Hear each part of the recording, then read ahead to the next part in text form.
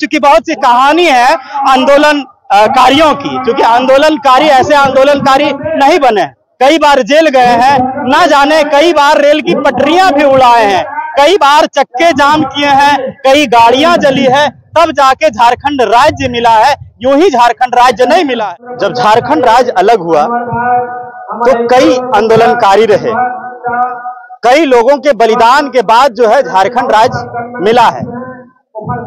उन्हीं में से एक और है धानेश्वर मंडल, जो गांडे विधानसभा क्षेत्र गांडे के हैं। धानेश्वर मंडल का आज पुण्यतिथि है और स्वर्गीय धानेश्वर मंडल का जब प्रतिमा स्थल है, मैं उन्हीं के गांव में अभी मौजूद हूं।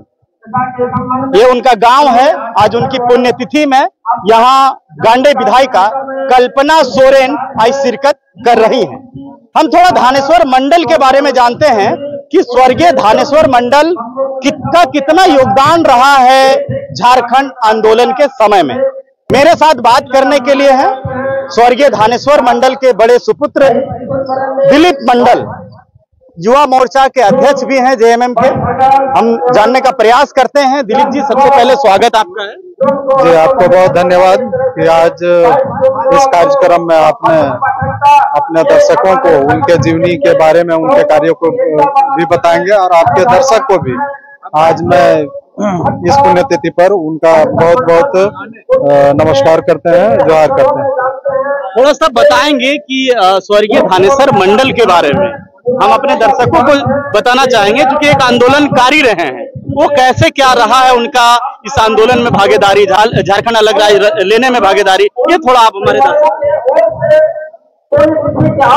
चूंकि पिछले वर्ष झारखंड मुक्ति मोर्चा का स्वर्ण जयंती अवसर था, झारखंड मुक्ति मोर्चा ने एक स्मारिका निकाला था। उनके जीवनी को लेकर हम लोग ने रिसर्च किया था और रिसर्च के दौरान उनके काफी बातों को मुझे जानने का मौका मिला। क्योंकि मैं उनके पार्टी में सक्रिय होने के 5 वर्षों के बाद पैदा हुआ हूं और वो 5 वर्ष पहले से सक्रिय थे, तो उन 5 वर्षों के बारे में मुझे ये शोध के दौरान ही पता चला है। शोध के दौरान ये पता चला है कि वो सबसे पहले रेलवे के कर्मी थे। झारखंड मुक्ति मोर्चा के गांडे में एक कद्दावर नेता बसंत पाठक जी थे। बसंत पाठक जी और बाबूजी दोनों वामपंथी विचारधारा के थे। बसंत पाठक जी ने गुरुजी से उन्हें मिलवाया।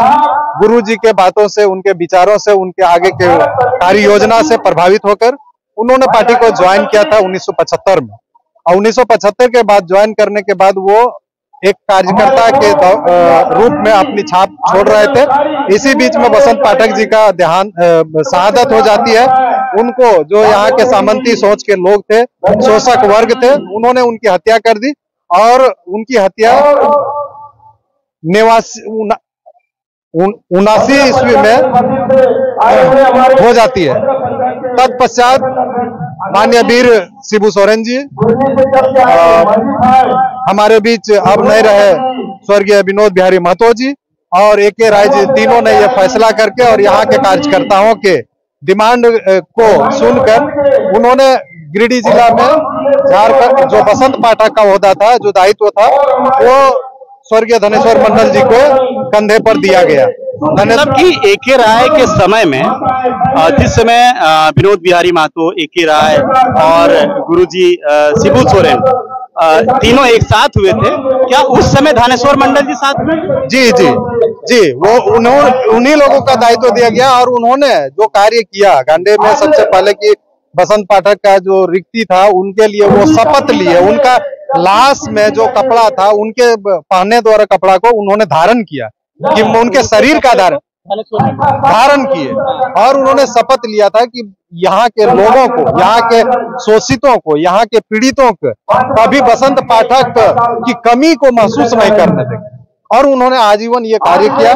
गुरुजी ने उनके कार्यों को देखते हुए संगठन का विस्तार करने के लिए 1980 में उन्हें तीसरी में जो संगठन का वहां पर आश्रम चलता था, उन्हें आश्रम का जिम्मा दिया गया और वहां देवरी, गांवा, तीसरी में संगठन को विस्तार करने के लिए वहां मायका मजदूरों के सॉल्व करने के लिए जो जंगल का लकड़ी करता था, फॉरेस्ट डिपार्टमेंट द्वारा जो शोषण किया जाता था, उन मजदूरों की आवाज उठाने के लिए उन्हें वहां भेजा गया। उन्हें एक शहीद दया किशन भौरा जैसा साथी मिला।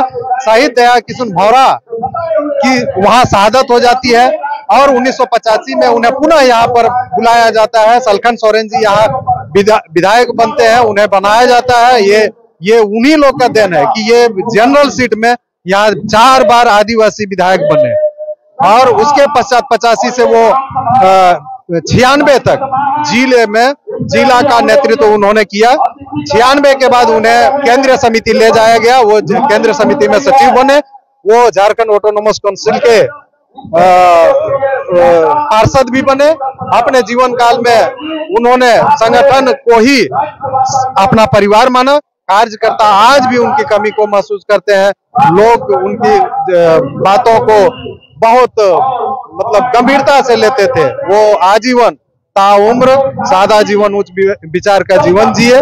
उनका परिवार सारे लोग थे जिला में। उन्होंने संगठन का विस्तार करते हुए बाजार में भी, गिरिडीह बाजार में जहाँ झारखंड मुक्ति मोर्चा के विस्तार में 90 के दशक में उन्होंने जिन लोगों को जोड़ा, आज पूरे झारखंड का नेतृत्व करते हैं।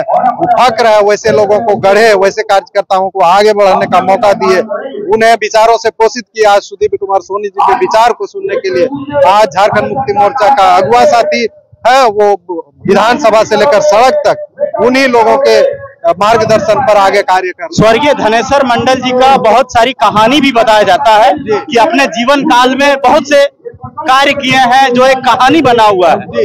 हम अपने दर्शकों को वो भी बताना चाहेंगे, लेकिन इस वक्त कार्यक्रम है यहाँ कल्पना सोरेन का, जो गांडे की विधायक है।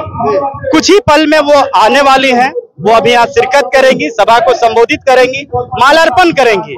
आज कल्पना सोरेन का भी आगमन है। इस संबंध में आप क्या कहेंगे? क्योंकि कहानी तो है, बहुत लंबी कहानी है। धनेश्वर मंडल जो आंदोलनकारी रहे हैं वो इतनी आसानी से नहीं है, तो वो हम कभी दूसरे एपिसोड में हम दर्शकों को चाहेंगे कि बताएंगे। लेकिन कल्पना सोरेन यहाँ आ रही है, क्या कुछ कहेंगे?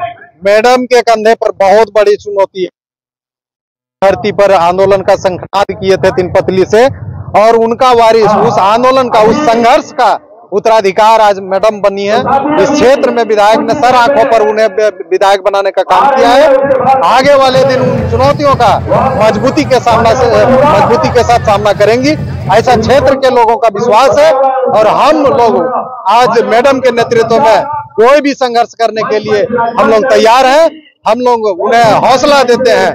इन्हीं सब आज इन पुण्यतिथि में हम लोग आज यहाँ शपथ लेते हैं कि आज मैडम आगे आई है, वो आगे हम लोग का नेतृत्व करे और झारखंड मुक्ति मोर्चा और झारखंड राज्य में गांडे का अलग पहचान बनाए, उनके संघर्षों को आगे बढ़ाए। दिलीप जी आखिरी सवाल, जैसे आप एक चीज पहले बताएं कि जब आंदोलन के बाद सलखन सोरेन को विधायक बनाने का सबसे बड़ा दायित्व गया है स्वर्गीय धनेश्वर मंडल को।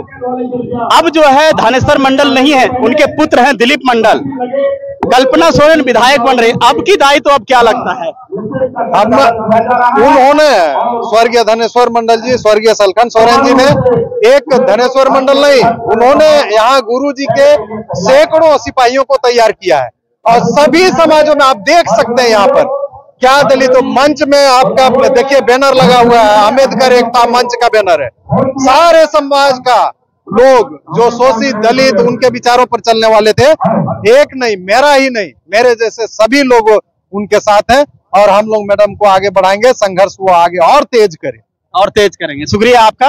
फिर कभी एपिसोड में हम मिलेंगे दिलीप मंडल जी से, चूंकि बहुत सी कहानी है आंदोलन कारियों की। क्योंकि आंदोलनकारी ऐसे आंदोलनकारी नहीं बने, कई बार जेल गए हैं, ना जाने कई बार रेल की पटरियां भी उड़ाए हैं, कई बार चक्के जाम किए हैं, कई गाड़ियां जली है, तब जाके झारखंड राज्य मिला है। यूं ही झारखंड राज्य नहीं मिला है। तो वो सारी कहानी को हम ब्रीफ में फिर कभी एपिसोड में हम बताने का प्रयास करेंगे।